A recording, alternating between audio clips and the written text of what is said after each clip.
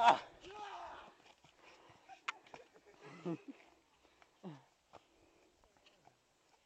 Aí, estamos aqui. Sem essa narração, sem essa narração.